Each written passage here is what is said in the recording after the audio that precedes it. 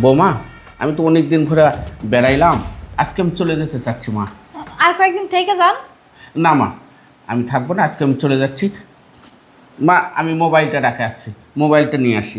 আচ্ছা ঠিক আছে।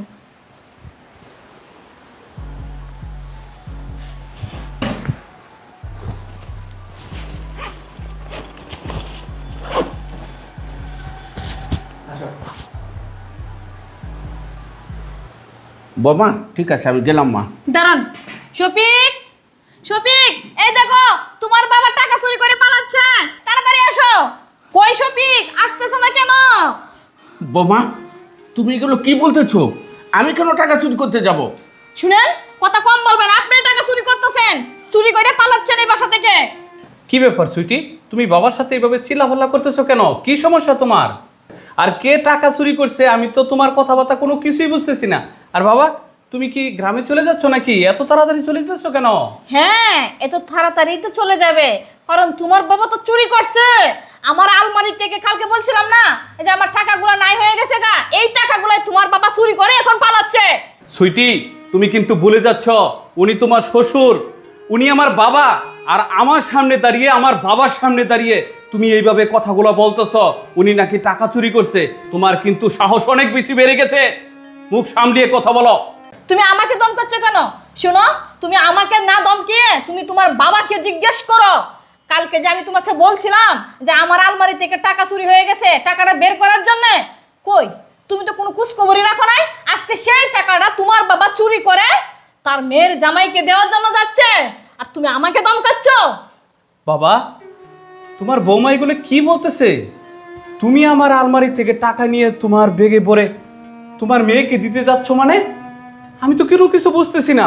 তোমার টাকা লাগবে, কি লাগবে সেটা তুমি আমাকে বলো, আমি তোমাকে টাকা দিব। এগুলো আমি কি শুনতেছি? আমি তো অবাক হয়ে যাচ্ছি। বাবা শফিক, আমি সত্য বলতেছি বাবা, আমি কোনো টাকা চুরি করিনি। বৌমা, তুমি কেন চোরের অপবাদ আমাকে দিচ্ছ মা? আমি কি ক্ষতি করেছি তোমার? থামেন আপনি।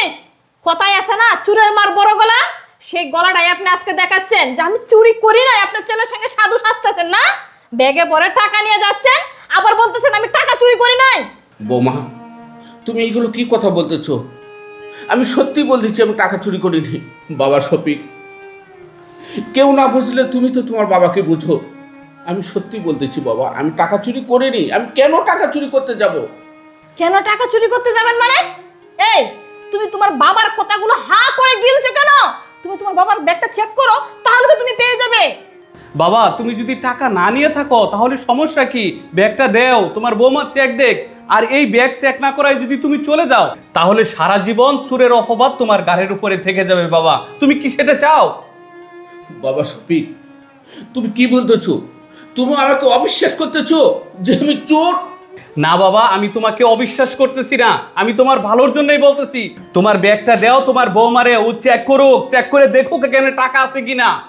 ঠিক আছে বাবা, তুমিও যখন বলতেছো, বৌমাও যখন বলতেছে, ঠিক আছে মা, আমার ব্যাগ চেক করো।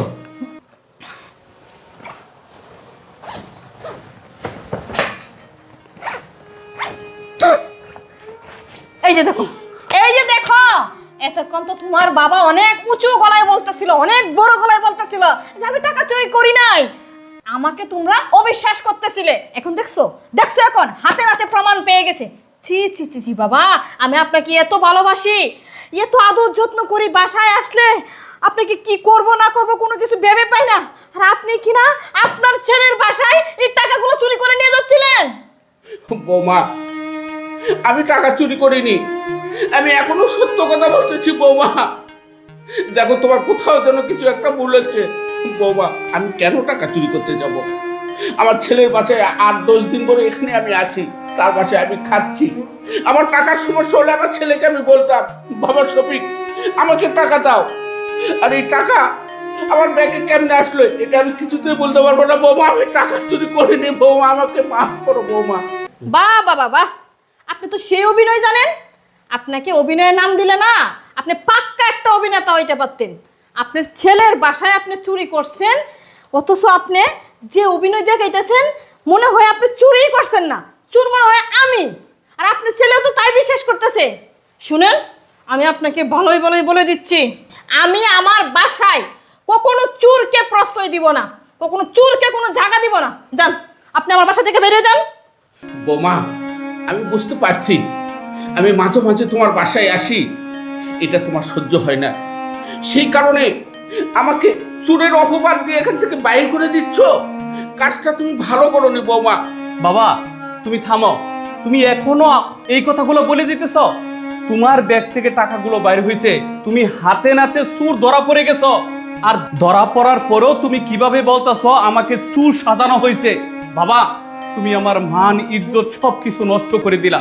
শোনো বাবা, তুমি এখান থেকে চলে যাও, আর কোনোদিন আমার বাসায় আসিও না। তোমার যখন যা লাগে তুমি আমাকে বলবা, আমি তোমার ওখানে পাঠিয়ে দিব, তারপরও তুমি আমার বাসায় আইসো না। বাবা শফিক, তুই শেষ মুহূর্তে আমাকে চোর বানালি। বৌমা, তুমি যে কাজটা করছো সেটা ঠিক করনি। দেখো মা, তুমিও একদিন না একদিন মা হবে, তোমারও সন্তান হবে, সেদিন বুঝবে যে বাবা কি জিনিস আর সন্তান কি জিনিস। আজকে যে আমাকে চোরের অপবাদ দিয়ে এই বুড়ো মানুষটাকে বাড়ি থেকে বাহির করে দিচ্ছ, এটা ঠিক করনি মা, এটা ঠিক করনি। বাবা শফিক, আমি গ্রামের মানুষ, গ্রামে চলে যাচ্ছি, আমি কোনোদিন আর তোমার পাশে আসবো না। আমরা বাবারা জানি ছেলে মেয়ে শিক্ষিত করে তারা শহরে পাঠায়, আমাদের বয়স হয়ে গেছে, ছেলে মেয়েদের বাসায় থেকে 2-4 দিন আমরা থেকে চলে যাব, কিন্তু বাবা তুমি আমাকে ভুল বুঝলে। বৌমা, আমি চলে যাচ্ছি, কিন্তু আজকে আমার সঙ্গে যেটা করলে আমি দোয়া দিয়ে যাচ্ছি তোমাদের সন্তানেরা তোমাদের সঙ্গে যেন এরকম না করে।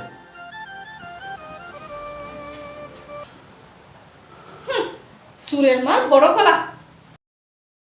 মা, আমি তোমাকে বারবার বলতেছি যে আমাদের বাসা থেকে এসে বেড়ায় যাও, কয়েকদিন থেকে যাও। কি বললে? শ্বশুর? আরে শ্বশুর তো 1 সপ্তাহ আগেই চলে গেছে। একে যাইতে চায়, ওকে তো তাড়ানো হয়েছে। কিভাবে? আরে সে তো অনেক কাহিনী মা। শুনো, আমি কি করছি জানো? ও যখন জায়গা তখন 2 লক্ষ টাকা ওর ভেগে আমি রাইখে দিছি। রাইখে দিয়ে ওর ছেলেকে আমি ডাকাডাকি করতেছি, তোমার বাবা সব টাকা চুরি করে নিয়ে গেছে। আর ওনার ছেলে তো এটাই বিশ্বাস করছে। আমার মনে হয় না সে যার বাসায় আসবে।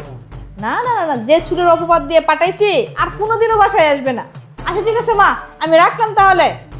সুইটি, তোমার মনে এগুলো ছিল তাই না?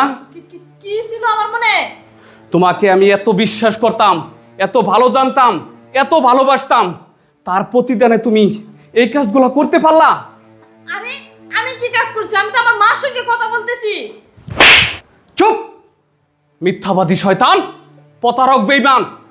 তুই আমার বাবাকে ছলে বলে কৌশলে আমার বাসা থেকে এইভাবে চুরির অপবাদ দিয়ে বের করে দিয়েছিস, তাই না? তোর একবারও মনে হলো না আমার বাবার জায়গায় যদি তোর বাবা থাকতো তাহলে কি এই কাজটা তুই করতে পারতি? শোন, তুই আমার বাবার সাথে কেন এই কাজটা করলি সেই কথাটাকে বল, বল বলছি। শুনো, তোমার বাবা 2 দিন পর পর বাসায় আসে, বাসায় এসে আমাকে শুধু কালে জ্বালা যন্ত্রণা করে। আমার এসব প্যারা ভালো লাগে না। এই জন্য আমি ভাবছি তোমার বাবাকে যদি চুরের অপবাদ দিয়ে বাসা থেকে বের করে দে, তাহলে আর কোনোদিন এই বাসায় আসবে না, আমিও ঝামেলা মুক্ত থাকবো। এই জন্য আমি চুরের অপবাদ দিয়ে বাসা থেকে বের করে দিছি। ও, ঝামেলা মুক্ত থাকতে চাস? ঠিক আছে, আমি তোকে ঝামেলা মুক্ত করে দিচ্ছি। শোন, তুই এখনই আমার বাসা থেকে বের হয়ে যা।